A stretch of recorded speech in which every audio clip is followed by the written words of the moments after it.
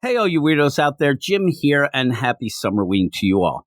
It's a spooky week with Night Terrors number 3 coming out from DC Comics, but if you're like me, you just want to get back to the dawn of DC and the regular books in September. But here we are, and at least if we're going to get through this, we can get through it together. But I have been down on this Night Terrors. I know, spoiler alert there, but I'm so down that this review is actually a little bit late because I decided to do something else rather than read and review Night Terrors number 3. What was that something else? It was actually recording a parody song just for myself about me getting fiery diarrhea from eating chicken wings. There was no reason for it. I just wanted to have a little fun and not have to read and review Night Terrors number 3. But, of course, you have to do what you got to do. So here we are. Everybody, let's get through this together. This is Night Terrors number 3. You are all weirdos. Weird science is the revolution. Weird science is the revolution. All right, and I think I might put that parody song in this week's DC Comics podcast that comes out Sunday nights, everybody.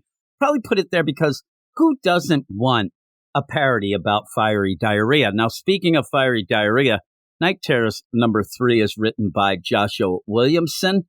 I hear he's the architect. I'm still trying to figure out what he's building, but when I find out, I will let everybody know. Art by Giuseppe Camuncoli, Stefano Nessi, and Casper Wingard. And I don't know if you've realized at this point yet, but I'm going to do this a little more loosey-goosey, more like we do on our regular podcast, where I'm just going to go through the issue as I go and discuss things. Nothing pre-planned, nothing written down, whatever. We're just going to go with it. We're going to wing it, as they used to say.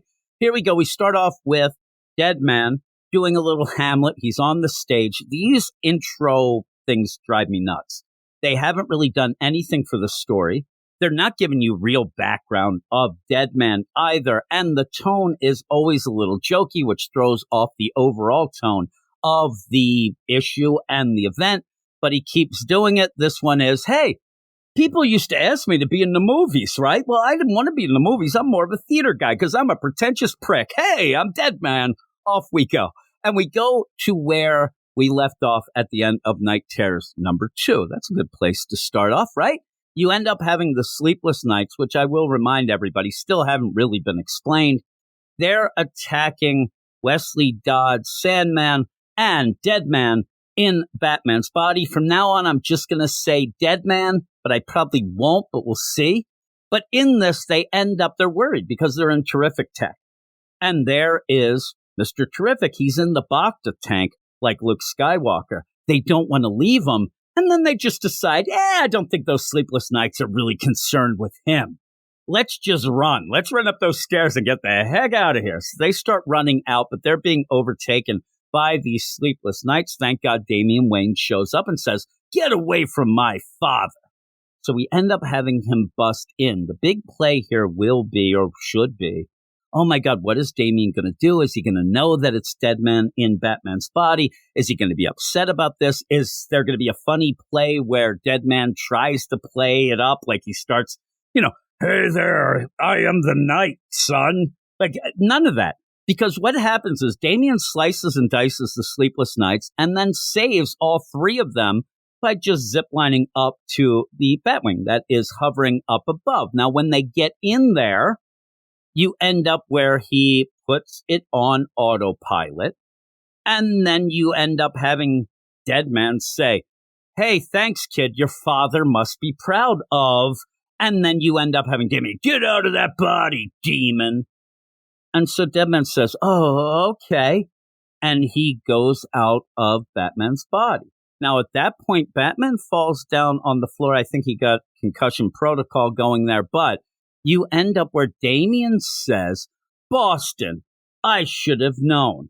But at this point, Boston Brand is not in Batman's body. He's in nobody's body. He should not be able to be seen. He should not be able to be heard.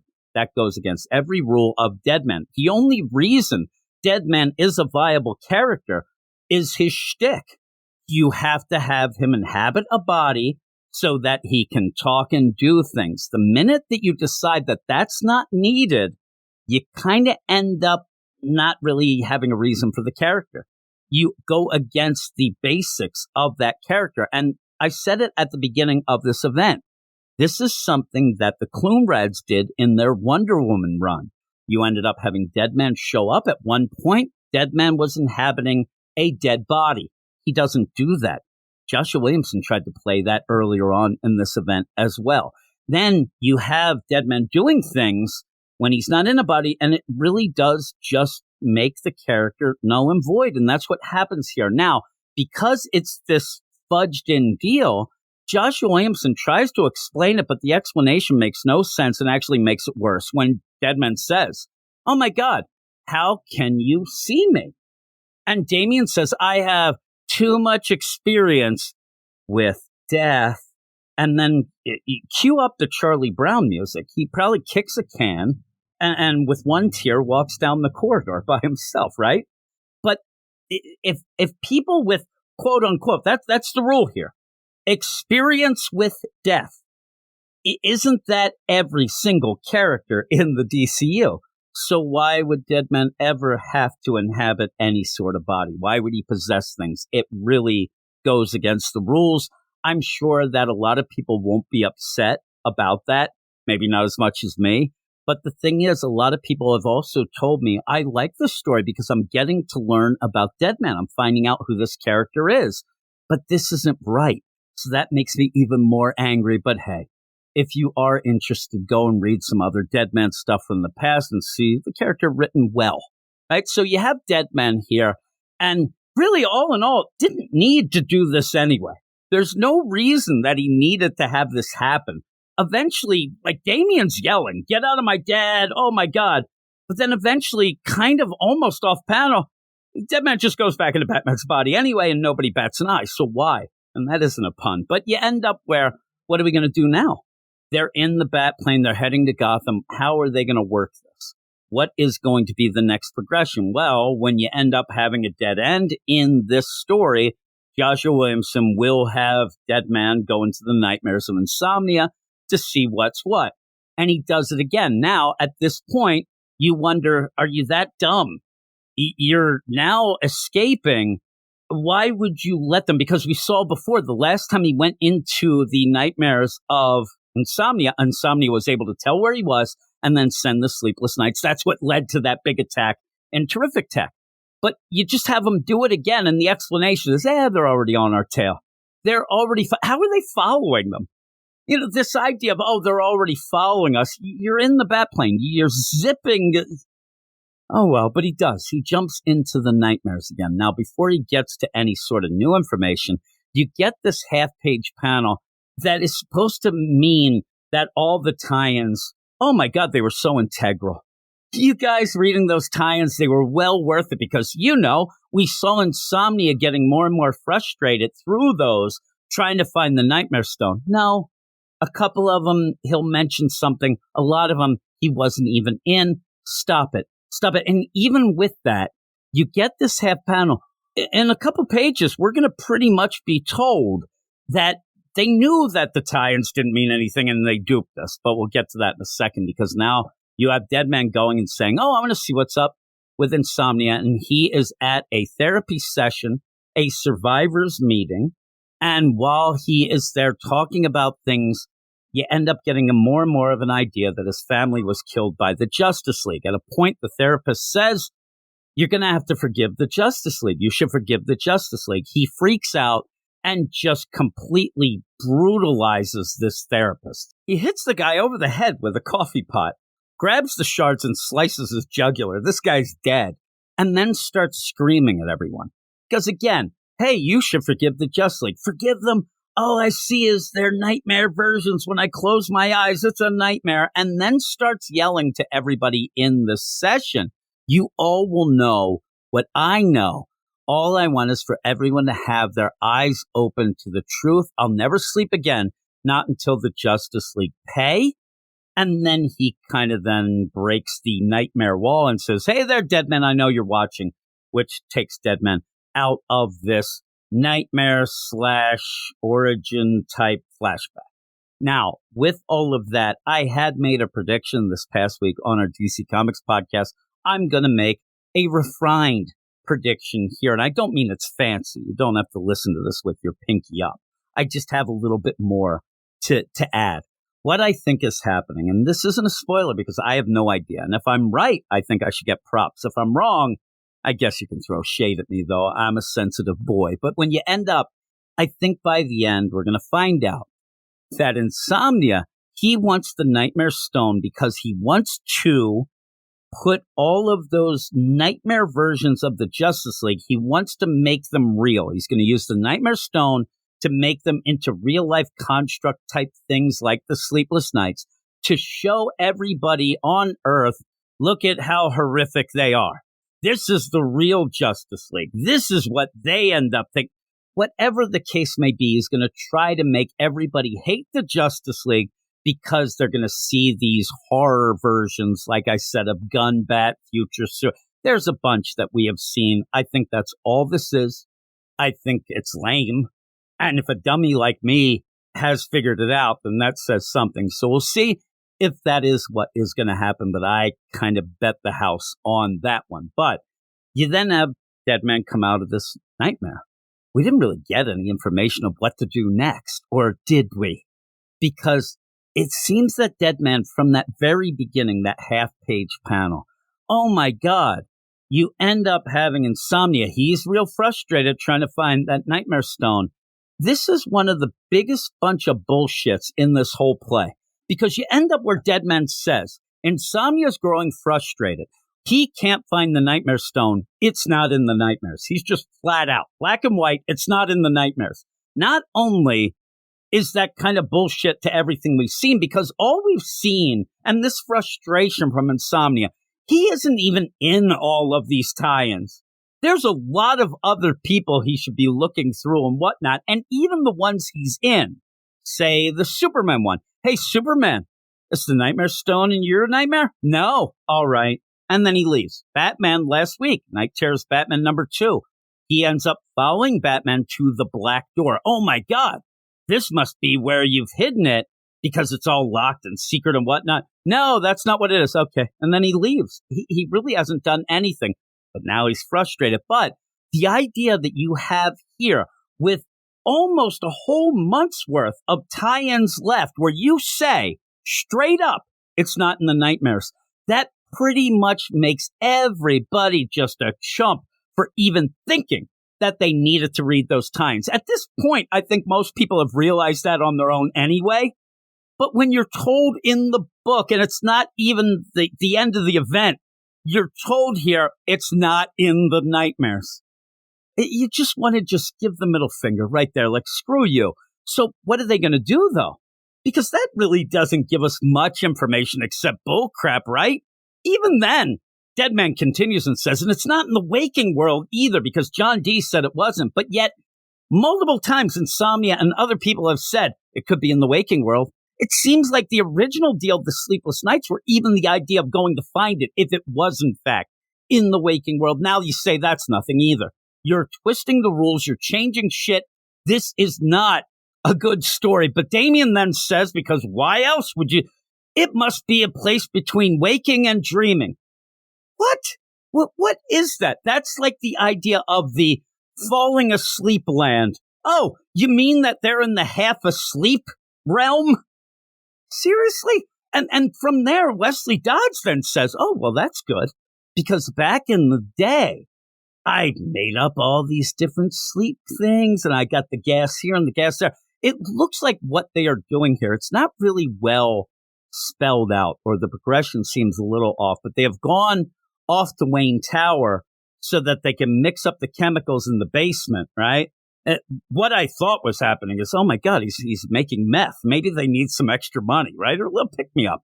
But no, he's there and he's mixing chemicals to make this gas that he did way back when that will end up putting you in that in between waking and dreaming. And he hits Batman/Deadman and Damian with it. And they end up going into this in-between land right as you have Wesley Dodds getting attacked by the Sleepless Nights. They have figured out where they are.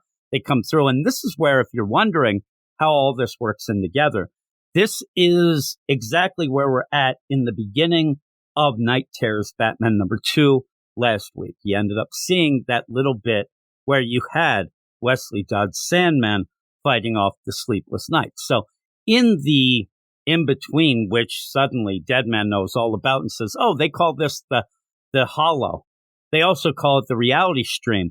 Pretty cool, right? It's like what you see at the side corner of your eye at times. Oh, my goodness. And by the way, what's it like being Batman's son? Pretty cool, huh? You gotta know where he says this. And again, Joshua Williamson has a Batman and Robin book coming out. This seems like a really odd time to wink of things with that. They are walking in a in-between world desert with a big sand dune mountain of both Damian's face and Batman's, and Deadman, who's just there, says, hey, how's it like being Batman's son? Damian says, well, you know, it's tough. We're working on it. But sometimes I think it's easier to be Batman and Robin than father and son. You know what I'm saying, Deadman? Deadman goes, I don't know what the heck you're saying because I don't really have a family. So take that. And then Damian says, hardly a way to live. All right, let's move on. There's no reason for it. It's ridiculous. And when they move on, they come up to a shack. They see the eyes of Insomnia trying to peer in, but he can't. They go into the shack that is immediately transformed into a big top. This scene, I think that Joshua Williamson thinks that it's like this epiphany. Oh my God, can you believe it? Because what happens is they see a figure in the middle of the big top. Oh my God, who's that? It's a body. And then you have Deadman goes, no, I know what it is. It's my lies. His lies. It's the dead body or dying body of Boston Brent. But he's already dead, man.